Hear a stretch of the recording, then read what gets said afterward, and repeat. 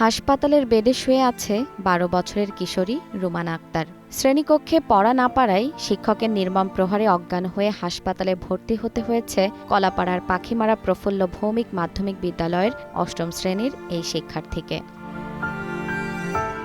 ঘটনাটি ঘটে বৃহস্পতিবার দুপুরে। ক্লাসে বাংলা বিষয়ের ৩টি প্রশ্ন লিখতে দেন ব্যবসায় শিক্ষা বিভাগের শিক্ষক অর্পণ হালদার। রুমানা ২টি প্রশ্নের উত্তর দিতে পারলেও একটি না পারায় ক্ষিপ্ত হয়ে ওঠেন ওই শিক্ষক। অভিযোগ রয়েছে, রেগে গিয়ে তিনি রুমানার মাথায় লক্ষ্য করে একের পর এক আঘাত করেন। এতে শ্রেণীকক্ষে অজ্ঞান হয়ে পড়ে সে। খবর পেয়ে পরিবারের সদস্যরা তাকে উপজেলা স্বাস্থ্য কমপ্লেক্সে ভর্তি করায়।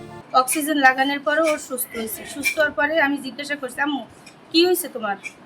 পরে ও বলতেছে, আম্মু প্রশ্ন দিয়েছি স্কুলে লেখার জন্য।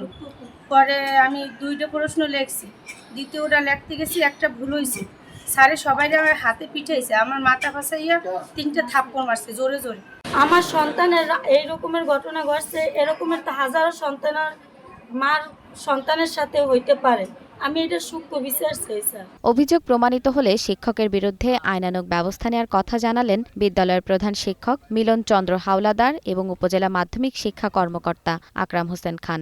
অভিযোগ প্রমাণিত হলে এখন ওই আমার টিচারকে ডাকতে হবে, এখন অভিযোগটা সত্যতা কতটা এটা তো আমার দেখতে হবে।